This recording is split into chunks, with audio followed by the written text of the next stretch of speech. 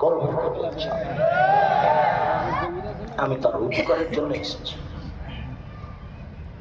জাতিকে ফাঁকি দিতে আসে। একটা বাক্য মুখ দিয়ে বের করলে আপনি বুঝবেন এটা মোহাম্মদ সাল্লাল্লাহু আলাইহি ওয়াসাল্লামের বলা কথা।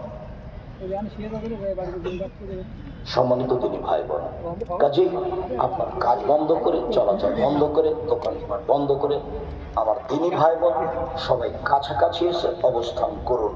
এবার পরিবারকে কিভাবে বাঁচাবেন? আব্দুল্লাহ ইবনে উমর রাদিয়াল্লাহু তাআলা আনহু বলেন, রাসূল সাল্লাল্লাহু আলাইহি ওয়াসাল্লাম বলেছেন, কুল্লুকুম রাইন ওয়া কুল্লুকুম মাসউলুন আন রাইয়াতিহি। প্রত্যেক মানুষ নিজে নিজে দায়িত্বশীল, তার পুরো জীবন সম্পর্কে বিচারের মাঠে জিজ্ঞাসা করা হবে, তাকে জবাব দিতে হবে মুখামুখি।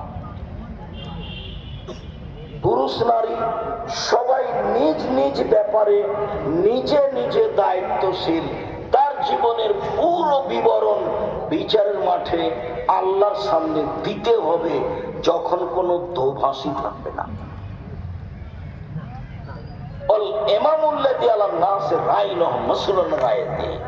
যারা দেশের সরকার, যারা দেশের নেতৃত্ব দেয়, তারা তো মনে করে যেটুকু সময় পেয়েছে সেটুকু কিছু করেনি, তারা আসলে নেতৃত্ব বুঝে না। আবু যার গেফারি রাদিয়াল্লাহু তাআলা আনহু বলছেন আল্লাহর নবীকে, আল্লাহ নবী আমাকে একটি এলাকার নেতা করে দেন তো আল্লাহ নবী। আবু যার গেফারির দাবি এটা। তখন আল্লাহ রাসূল বলছেন, আরে নেতৃত্ব তো আমানত, তুমি তো দুর্বল মানুষ, তুমি নেতৃত্ব দিবা কেন? তুমি কি আর নেতৃত্ব দিতে পারো? নেতৃত্ব দিবে উমর। উমর 20-19 হবে না, 19-19.5 হবে না। কাঁটা দিয়ে মেপে ইসলাম যেটুকু সেটুকুই হবে, 19-20 হবে না। আজ যদি উমর রাদিয়াল্লাহু তাআলা আনহু বেঁচে থাকতেন, তো আমার একটা অনুমান, আমি বলি না এটা চূড়ান্ত, আমার একটা অনুমান, বাংলাদেশের 1999 জন বক্তার আজীবন জেল হতো, কেউ বাইরে থাকতে হতো না। আর লেখকের তো কোনো প্রশ্নই আসে না। আমি বলেছি 30 বছর আগে, 90 সালে বলেছি, 34 বছর আগে খুলনাতেও বলেছি। কোন মাঠে এসে প্রথমে বলে গেছি এখনো মনে নাই, 1 পৃষ্ঠা মানুষের বানানো দোয়া। আমি বলেছি কিয়ামত পর্যন্ত সময় থাকলো, কিয়ামত মানে আমার মরা পর্যন্ত প্রমাণ করতে হবে যে এটা রাসূলের বলা দোয়া, প্রমাণ করতে হবে এটা রাসূলের বলা দোয়া। আমি বলেছি কিয়ামত পর্যন্ত হবে না, মানে আমার মরা পর্যন্ত হবে না, আমার মরার পরেও হবে না, তো আমি মরা পর্যন্ত দেখতে পাবো বাঁচতে। ধর্ম তো সহজ, বলিস রাসূল সাল্লাল্লাহু আলাইহি ওয়াসাল্লাম বলেছেন, কাফাবিল মারই কাযিবান ইউহাদ্দিসু বিকুল্লি মা সামিয়া। মানুষের মিথ্যুক হওয়ার জন্য এতটুকু যথেষ্ট, শরীয়তের কোনো কথা তদন্ত না করে বলবে। এই যে লেখা আছে এখানে, যে একটা আছে ছোট্ট দোয়া, কোরআন খতমের দোয়া, আর একটা আছে 1 পৃষ্ঠা কোরআন খতমের দোয়া, ছোট্ট করে লেখা আছে এই পাতায়। তো লেখার আগে এটা তলিয়ে দেখতে হবে এটা রাসূলের কিনা, এইটা আল্লাহ নবী বলছেন। তলিয়ে না দেখে বলতে হবে না। 1, 2 বুখারী মুসলিমের হাদিস, পৃথিবীর মানুষ বাল্লিগু আন্নী ওয়ালা, আমার একটি কথা জানা থাকলে অন্যকে বলো। পৃথিবীর মানুষ হাদ্দিসু আন বানি ইসরাঈল ওয়ালা হারাজ, বানি ইসরায়েলের সত্য কাহিনী বলো, কোনো দোষ নেই। বানি ইসরায়েলের কাহিনী বললেও সত্য কাহিনী বলতে হবে। বানি ইসরায়েলের কাহিনী মিথ্যা কাহিনীতে পরিপূর্ণ, সত্য কাহিনী কিভাবে? 1 মিনিট। একটা লোক একটা লোকের কাছে জমি কিনে নিয়েছে, হাজার হাজার বছর আগের কথা। একটা লোক একটা লোকের কাছে জমি কিনে নিয়েছে, জমি কিনে যখন চাষ শুরু করেছে তখন একটা স্বর্ণের পাতিল পেয়েছে। তো স্বর্ণের পাতিলকে নিয়ে জমি বিক্রেতাকে বলছে, খুব দাহবাকা মিন ইস্তারে তো মিন কালার অনুমাত্তাবল কাতাহাব, স্বর্ণের পাতিল নেন, আপনার কাছে আমি জমি কিনেছি, স্বর্ণের পাতিল কিনিনি, স্বর্ণের পাতিল নিব না। তখন বিক্রেতা বলছে বেতলার জমা ফিহা, আরে জমি বিক্রি করেছি, জমির ভিতরে যা ছিল সব বিক্রি করেছি, আমি দেব না।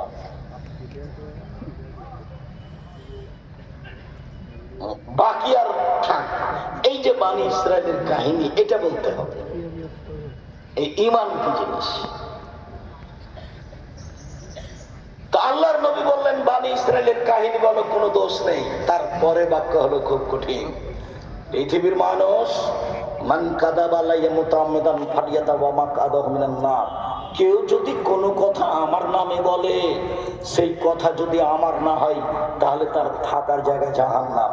কেউ যদি কোনো কথা আমার নামে বলে, সেই কথা যদি আমার না হয় তাহলে তার থাকার জায়গা জাহান্নাম। কেউ যদি কোনো কথা আমার নামে বলে, সেই কথা যদি আমার না হয় তাহলে তার থাকার জায়গা জাহান্নাম। পাগড়ি যত বড়ই হোক,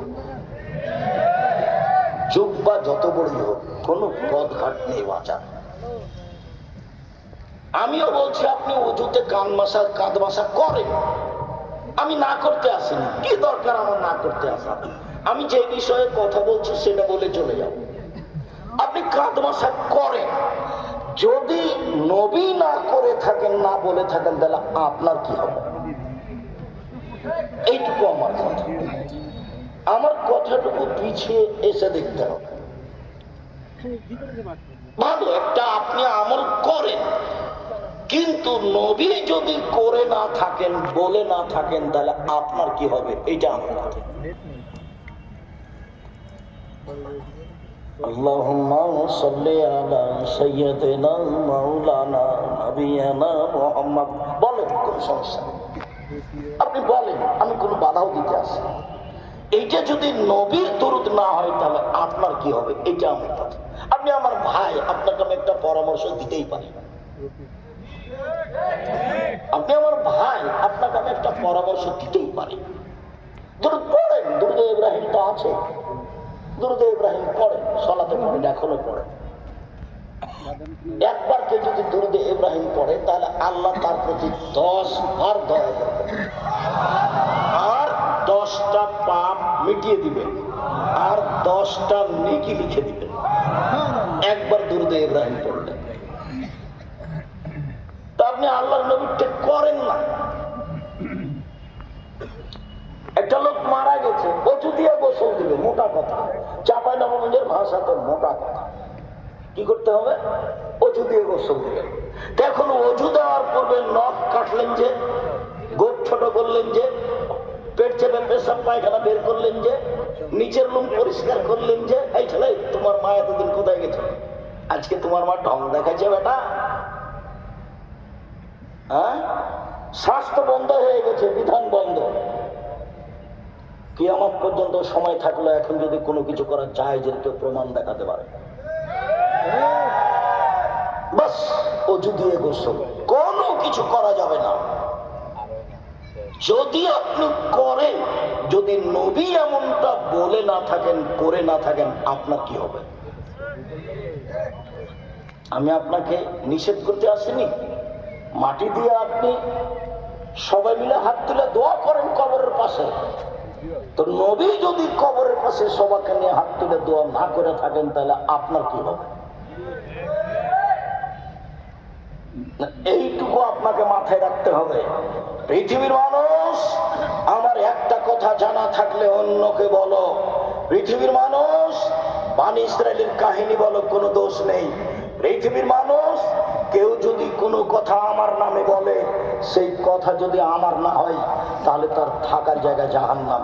হাদিস বুখারী মুসলিম। সম্মানিত দিনী ভাই বোন, আপনাকে আমি অন্তর থেকে সম্মান করতে চাই। আপনি নিজেকে বাঁচান, পরিবারকে বাঁচান, নিজেকে জিম্মেদার মনে করেন। নিজেকে আপনি বোকা কিছু মনে করিয়েন না। নিজেকে বোকা কিছু মনে করলে বিচার আপনাকে মাফ করবে না, বিচার আপনার হবে।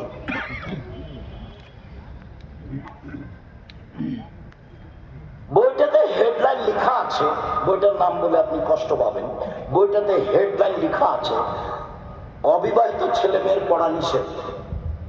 এটা হেডলাইন। হেডলাইনটা কি? অবিবাহিত ছেলে মেয়ের পড়া নিষেধ। তো এখন হেডলাইন যে দেখে সেই পড়ে, যে দেখে সেই পড়ে। তো ওই সুবাদে আমিও পড়লাম, দেখি কি লেখা আছে। তো লেখা আছে, সফরের পূর্বে স্ত্রী মিলন হলে ছেলে ভ্যাংচা হয়, ভরা পেটে স্ত্রী মিলন হলে ছেলে টেরা হয়, চন্দ্র সূর্য গ্রহণের সময় স্ত্রী মিলন হলে ছেলে কানা হয়। এইভাবে লেখা আছে। আল্লাহ তাআলা বলছেন, নিসাউকুম হারসুল লাকুম ফাতু হারসাকুম, তোমাদের স্ত্রী তোমাদের জমি, তোমাদের স্ত্রী তোমাদের ক্ষেত, তোমাদের স্ত্রী তোমাদের জমি, তোমাদের স্ত্রী তোমাদের ক্ষেত।